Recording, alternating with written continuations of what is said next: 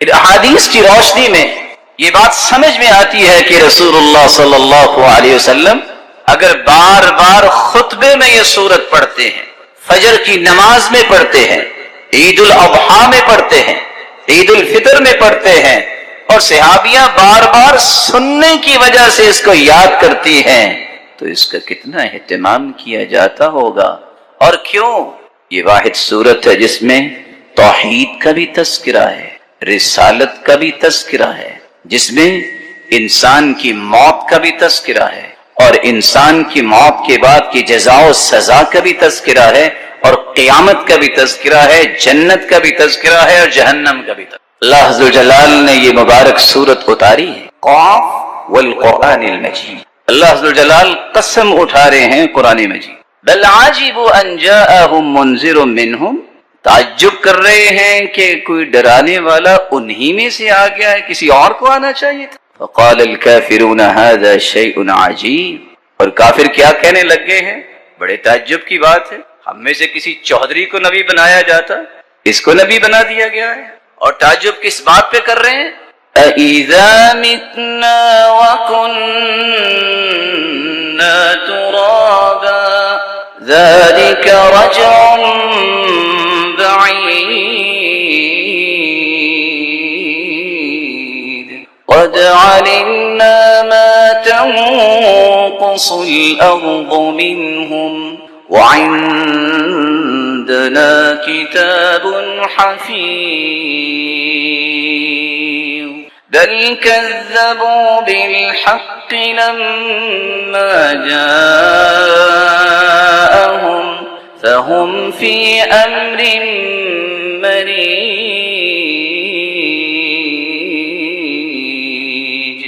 أَإِذَا مِتْنَا وَكُنَّا تُرَابًا ذَلِكَ رَجْعٌ بَعِيدٌ۔ یہ پیغمبر ہمیں یہ کہہ رہا ہے کہ مرنے کے بعد مٹی میں مٹی ہو جانے کے بعد دوبارہ اٹھیں گے؟ سمجھ نہیں آتی۔ کس کو سمجھ نہیں آتی؟ کافر کو سمجھ نہیں آتی۔ مومن کا تو ایمان ہے، قد علمنا ما تنقص الارض منهم، اللہ ذو الجلال فرماتے ہیں ہم جانتے ہیں کہ زمین کس کس کو کھا گئی ہے، وعندنا کتاب حفیظ، اور ہمارے پاس ایسی کتاب ہے جو حفاظت کرنے والی ہے، سب چیزیں اس میں معلوم ہیں، لکھی ہوئی ہیں کہ کس نے کب مرنا ہے اور کس کو کب موت آئے گی، یہ سارا ریکارڈ مرتب ہے، اور اس میں کسی قسم کا کوئی خلل نہیں آئے۔ بل کذبوا بالحق لما جاءهم، ان کے پاس جب قرآن آ گیا، اللہ کا پیغمبر آ گیا، انہوں نے اس کو ٹھکرا دیا، اس کا انکار کر دیا۔ فهم في امر مریج، اور ابھی تک اس بات میں تذبذب کا شکار ہے، الجھاؤ میں پڑے ہوئے ہیں کہ قیامت آئے گی۔ مومن کسی الجھاؤ کا شکار نہیں ہوتا، کافر الجھتے ہیں، پتہ نہیں یہ کیسے ہو سکتا ہے کہ انسان مر جائے اور دوبارہ زندہ ہو جائے۔ أَفَلَمْ يَنظُرُوا إِلَى السَّمَاءِ فَوْقَهُمْ كَيْفَ بَنَيْنَاهَا وَزَيَّنَّاهَا وَمَا لَهَا مِنْ فُرُوجٍ وَالْأَرْضَ مَدَدْنَاهَا وَأَلْقَيْنَا فِيهَا رَوَاسِيَ وَأَنبَتْنَا فِيهَا مِن كُلِّ زَوْجٍ بَهِيجٍ تَبْصِرَةً وَذِكْرَى لِكُلِّ عَبْدٍ مُنِيبٍ۔ اللہ عز و جلال فرماتے ہیں کیا یہ آسمان کی طرف نہیں دیکھتے؟ ہم نے کیسے آسمان کو بنایا؟ دنیا جہان کا انسان جو بھی بلڈنگ بناتا ہے، چند مہینے نہیں گزرتے اس میں خلل ظاہر ہونا شروع ہو جاتے۔ اللہ نے بغیر ستونوں کے آسمان کو بنایا۔ اللہ عز و جلال اپنی کبریائی اور عظمت کے دلائل دے رہے ہیں۔ دیکھا انہوں نے آسمان کو، کیا اس میں کوئی خلل، کوئی رخنا، کوئی دراڑ ان کو نظر آئی ہے؟ اور دوسری جگہ اللہ عز و جلال فرماتے ہیں ثم ارجع البصر کرتین، اچھا ایک مرتبہ تمہیں نظر نہیں آیا کوئی خلل، دوبارہ دیکھ لو، ذرا ٹک ٹکی لگا کے دیکھ لو، شاید کہ تمہیں کوئی خلل نظر آئے۔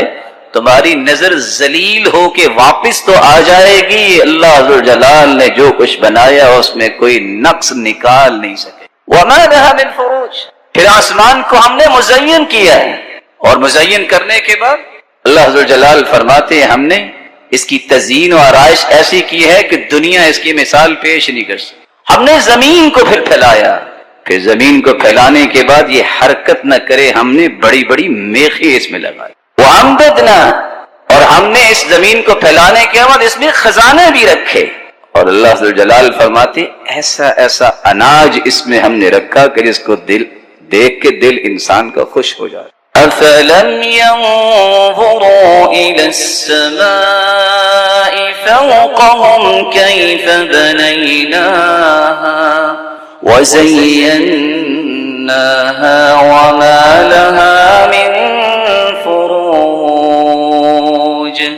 وَالْأَرْضَ مَدَدْنَاهَا وَأَلْقَيْنَا فِيهَا رَوَاسِيَ وَأَنبَتْنَا فِيهَا مِن كُلِّ زَوْجٍ بَهِيجٍ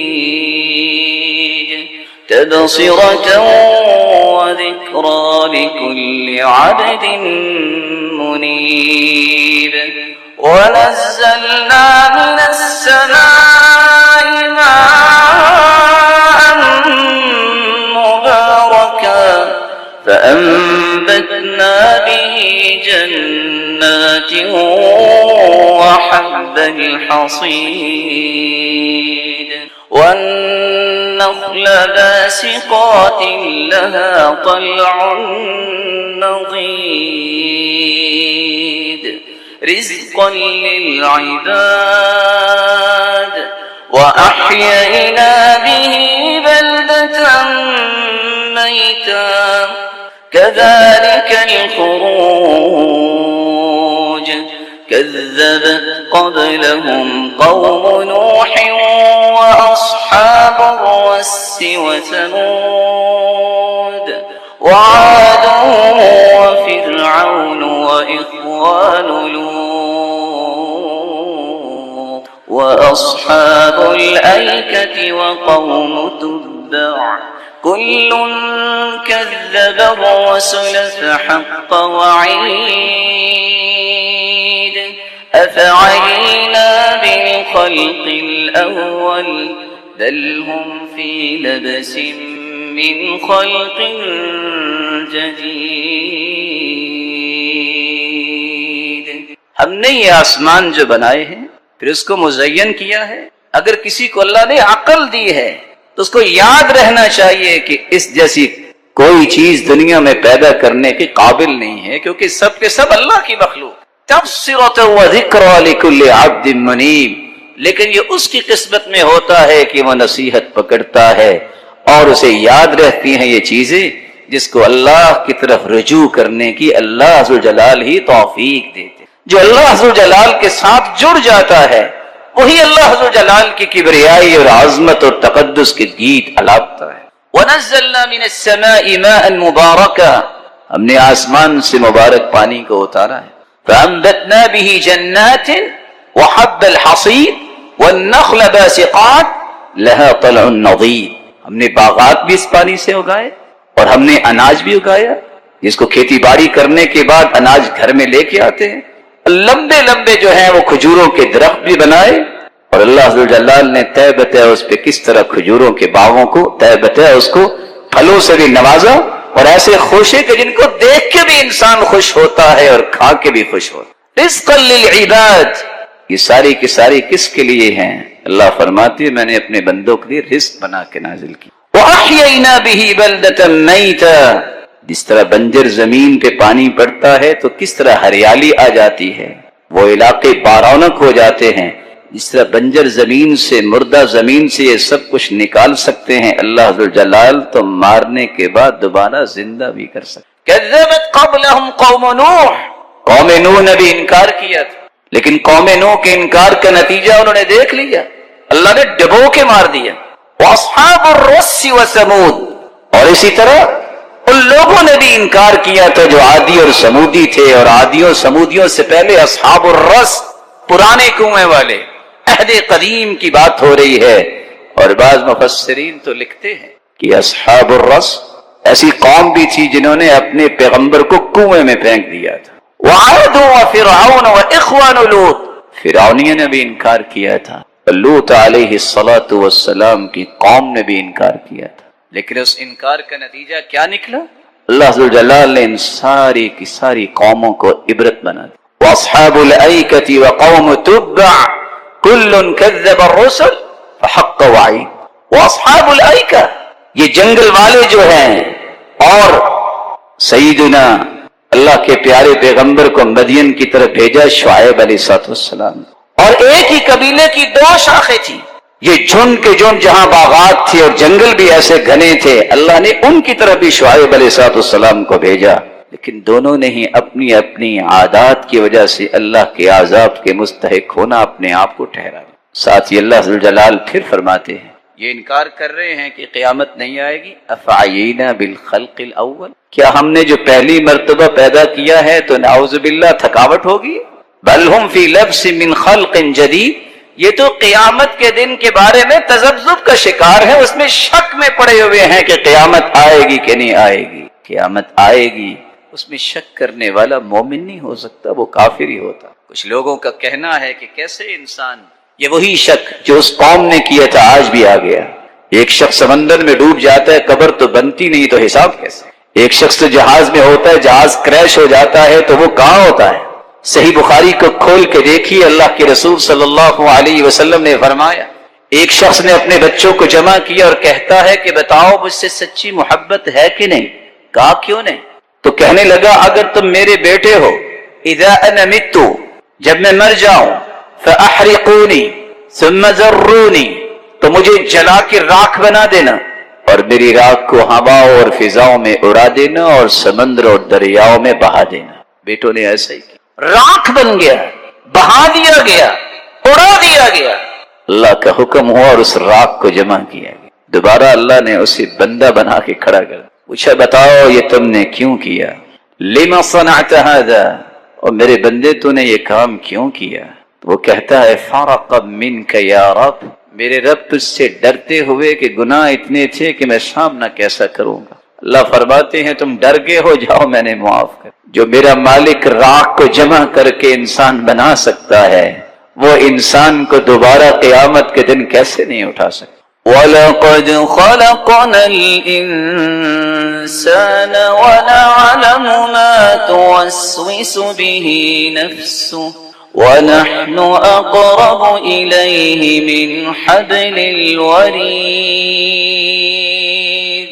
إِذْ يَتَلَقَّى الْمُتَلَقِّيَانِ عَنِ الْيَمِينِ وَعَنِ الشِّمَالِ قَعِيدٌ مَا يَلْفِظُ مِنْ قَوْلٍ إِلَّا لَدَيْهِ رَقِيبٌ عَتِيدٌ وَجَاءَتْ سَكْرَةُ الْمَوْتِ بِالْحَقِّ ذَلِكَ مَا كُنْتَ مِنْهُ تَحِيدُ وَنُفِخَ فِي الصُّورِ ذَلِكَ يَوْمُ الْوَعِيدِ وَجَاءَتْ كُلُّ نَفْسٍ مَعَهَا سَائِقٌ وَشَهِيدٌ لَقَدْ كُنْتَ فِي غَفْلَةٍ مِّنْ هَذَا فَكَشَفْنَا عَنْكَ غِطَاءَكَ فَبَصَرُكَ الْيَوْمَ حَدِيدٌ وَقَالَ قَرِينُهُ هَذَا مَا لَدَيَّ عَتِيدٌ أَلْقِيَا فِي جَهَنَّمَ كُلَّ كَفَّارٍ عَنِيدٍ مَنَّاعٍ لِلْخَيْرِ مُعْتَدٍ مُرِيبٍ الَّذِي جَعَلَ مَعَ اللَّهِ إِلَٰهًا آخَرَ فَأَلْقِيَاهُ فِي الْعَذَابِ الشَّدِيدِ قَالَ قَرِينُهُ رَبَّنَا مَا أَطْغَيْتُهُ ولكن كان في ضلال بعيد قال لا تفتروا تختصموا لدي وقد قدمت إليكم بالوعيد ما يبدل القول لدي وما أنا بظلام للعبيد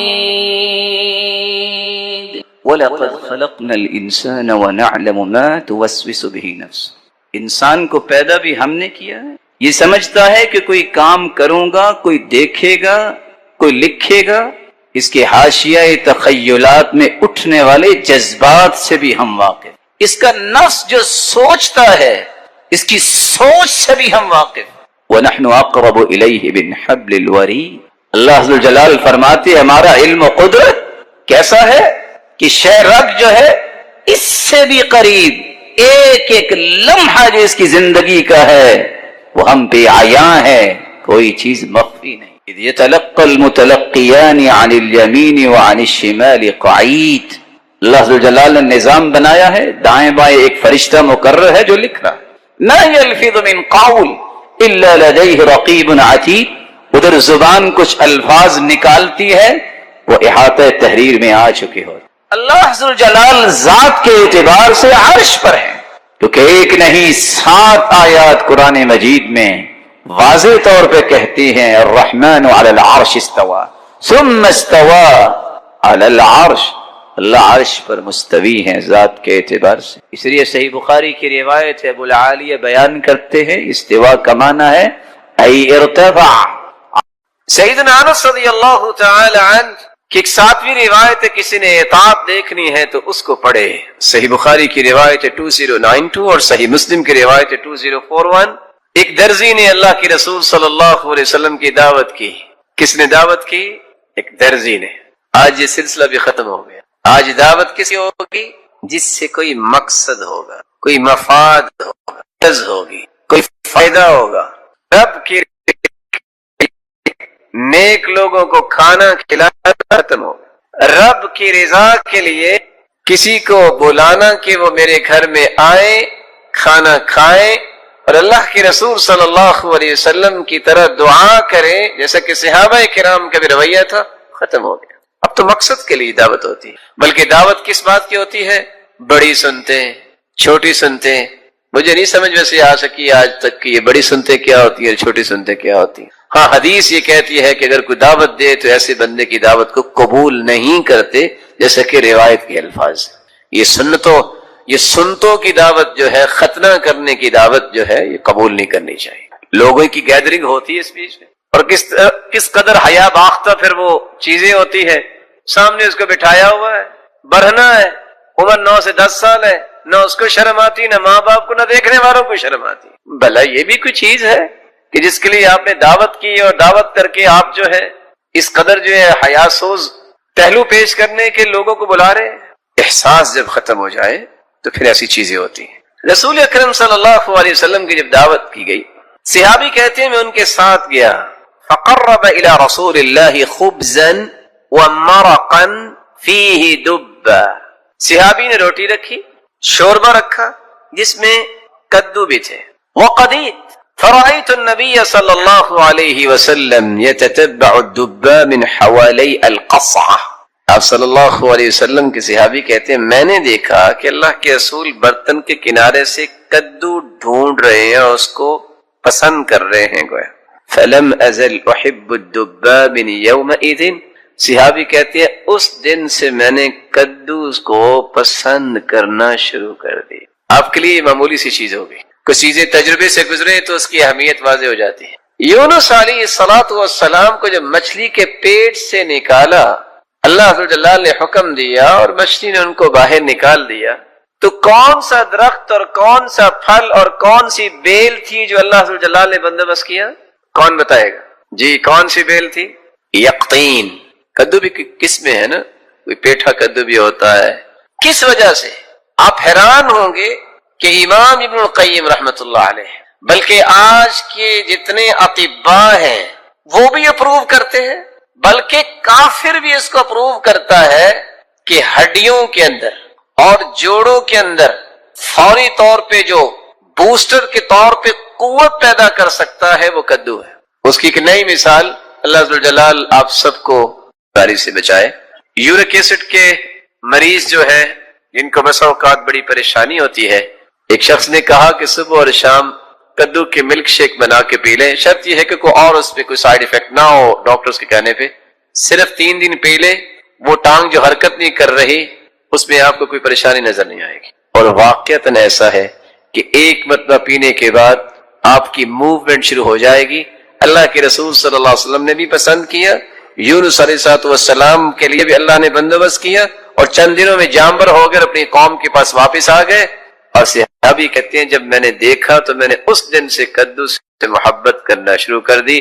یہ ایک الگ بات ہے کہ آج اگر مدرسہ میں کدو پک جائے تو کہتے ہیں کدو ہے، لو یہ کوئی سبزی ہے۔